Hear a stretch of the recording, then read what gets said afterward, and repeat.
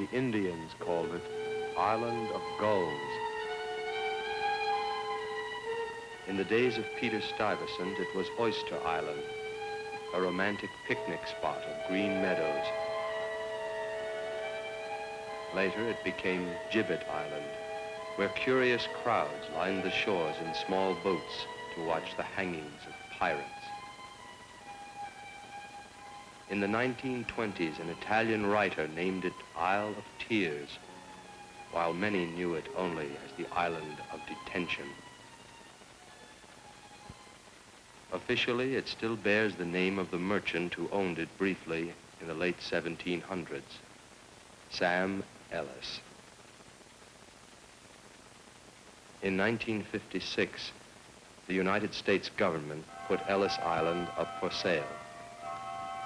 A New York builder offered $200,000 with a plan to turn it into a lavish resort. A non-profit organization for the treatment of dope addicts bid $24.12 in beads and cloth. One corporation bid a nickel. But private interests were not to have what belonged to the nation. For on May 11, 1965, a presidential proclamation decreed Ellis Island an historic national shrine.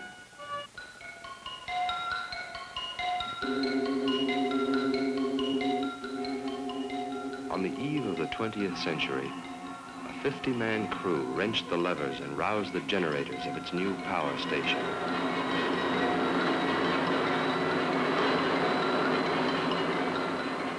It was the era of the Great Migration, a relentless stream of humanity pouring in from Europe to the United States until the outbreak of the First World War. There were no quotas then, no visas, no passports. The golden door was wide open, and Ellis Island was the gateway.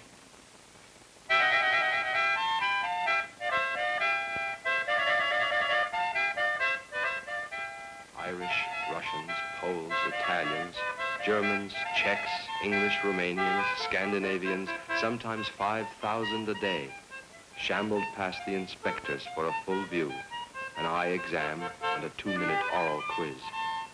Then all were tagged and herded on to the ferry for the mainland.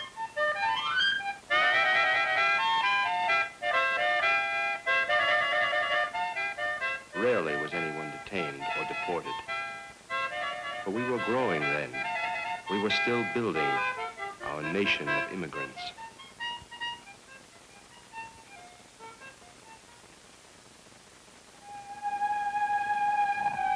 But after the war, increasingly selective laws transfigured the gateway into a fine meshed sieve, into an island of scrutiny.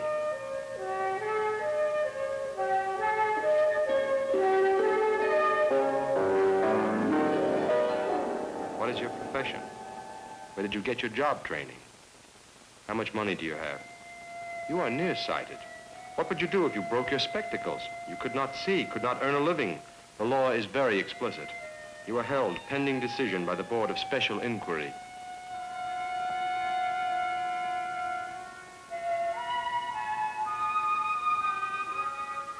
Take off your hat and gloves.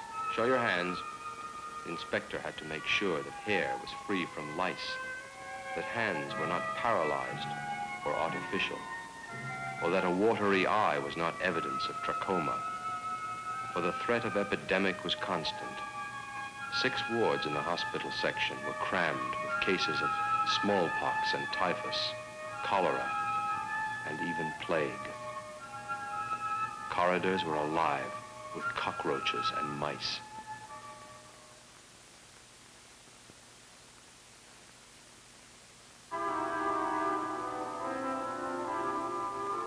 But conditions were not so much the result of neglect or cruelty as the inevitable refuse of vast numbers democratically herded together, the educated with the simple, the civilized with the semi-barbaric. Everyone waited at Ellis Island.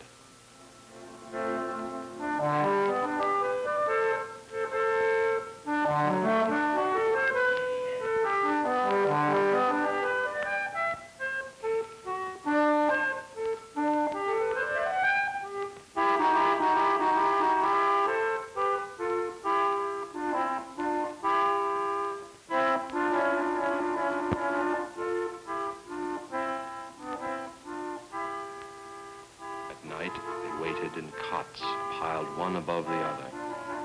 The dormitories were locked, and from time to time a guard peered through a grating in the ceiling overhead. The smell and the filth, the questions and the commands, these were sufferable. The real anguish of Ellis Island was a mental anguish, suspense and forced idleness its greatest ordeals. One was treated in a necessarily formal way. There was no conscious insult, but neither the faintest whisper of welcome. With clean dispatch, the laws facilitated what an Irish poet called organized charity, scrimped and iced in the name of a cautious, statistical Christ.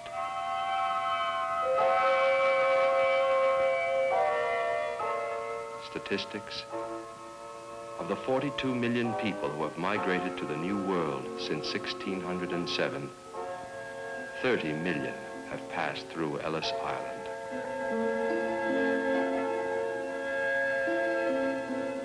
Today, nobody goes there, except a watchman brought by a Coast Guard cutter from the mainland. Monday through Friday, 9 to 5, he guards the ghosts.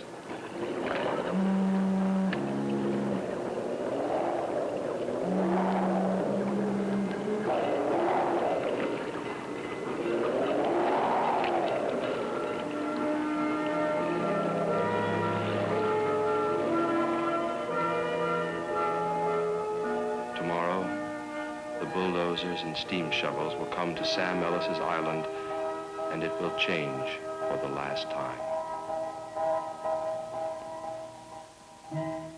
The day after tomorrow, sightseers and tourists will visit the Immigrant Museum and stroll on landscaped lawns.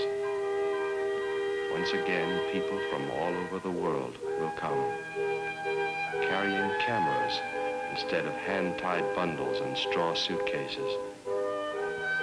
Drawn there by curiosity instead of hope.